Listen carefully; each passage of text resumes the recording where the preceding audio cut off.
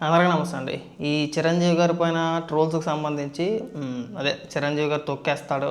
దానిపైన చేసిన ట్రోల్స్‌కి సంబంధించి నిన్న బండ్ల గణేష్ గారు, అలాగే ఆహ్, ఆది, ఆదితో పాటు ఇంకొంతమంది నటులు చాలామంది మాట్లాడారు.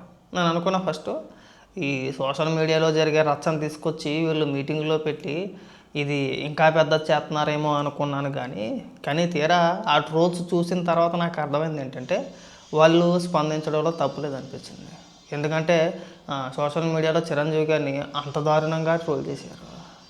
అంత దారుణంగా ట్రోల్ చేసిన మూలనే వాళ్ళు స్పందించారని చెప్పేసని ఆ ట్రోల్స్ చూసిన తర్వాత నాకు అర్థమైంది. మా చిన్న రిక్వెస్ట్ ఏంటంటే ఇకనైనా కానీ చిరంజీవి గారి పైన దయచేసి అలాంటి ట్రోల్స్ ఆపేయండి. ఎంత కాదనుకున్నా ఆయన మన తెలుగు వ్యక్తి. తెలుగు సినీ పరిశ్రమలో అగ్రకథానాయకుల్లో చిరంజీవి గారు ఒక వ్యక్తి. ఆయన అభిమానించిన వాళ్ళు అంటూ ఉండరు. ఖచ్చితంగా ఆయన పైన ప్రతి ఒక్కరికి ఎంతో కొంత అభిమానం ఉంటుంది. నాకు కూడా ఎంతో కొంత అభిమానం ఉంటుంది చిరంజీవి గారు అంటే.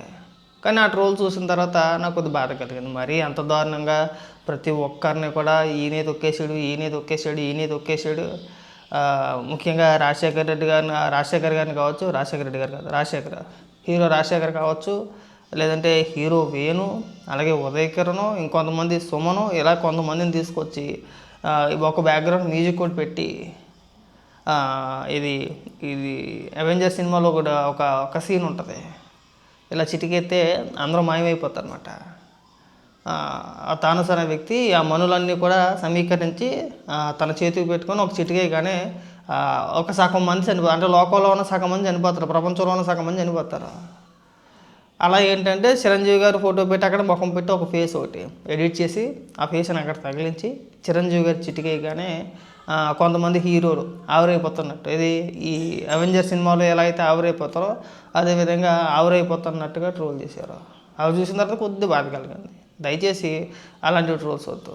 అలాగే అటువైపు ఇటువైపు ఇద్దరికి చెప్తున్నా, మీరు గతంలో సీనియర్ ఎన్టీఆర్ గారిని ట్రోల్ చేశారు, ఒక మేరకు చేసి వదిలేశారు. కానీ అది ఏ స్టేజ్కి వెళ్ళిపోయిందంటే ఇది ఇంకా అసలు నెక్స్ట్ లెవెల్కి వెళ్ళిపోయింది.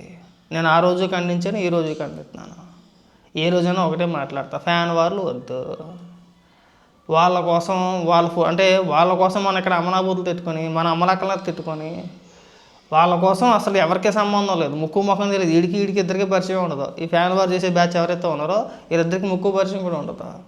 హీరోల కోసం వీడు వాళ్ళ అమ్మల్ని, వాళ్ళ అక్కల్ని, వాళ్ళ ఇంట్లో వాళ్ళు అందరిని తిట్టేస్తూ ఉంటాడు. ఆడు తిడుతూ ఉంటాడు, ఈడు తిడుతూ ఉంటాడు. ఇది అతిపెద్ద దరిద్రం. ఈ ఫ్యాన్ వాళ్ళకి ఎక్కడైనా సరే ముగింపు పలుకుతారని చెప్పేసి అని కోరుకుంటున్నాను. దానివల్ల ఎవరికి ₹1 రాదు, అందరూ చక్కగా ఉంటారు. చిరంజీవి గారు ఎన్టీఆర్ గారి గురించి గొప్పగానే చెప్తారు. అలాగే బాలకృష్ణ గారు చిరంజీవి గారి గురించి గొప్పగానే చెప్తారు. వాళ్ళు ఒక స్టేజ్ మీద కలిసినప్పుడు ఖచ్చితంగా ఆప్యాయంగా మాట్లాడుకుంటారు, ఒకరినొకరు పొగుడుకుంటారు. మన గతంలో కూడా చూసాం.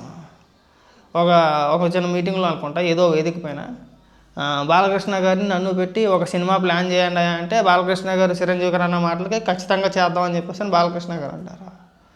వాళ్ళు కలిసినప్పుడు ఖచ్చితంగా బ్రహ్మాండంగా ఉంటారు.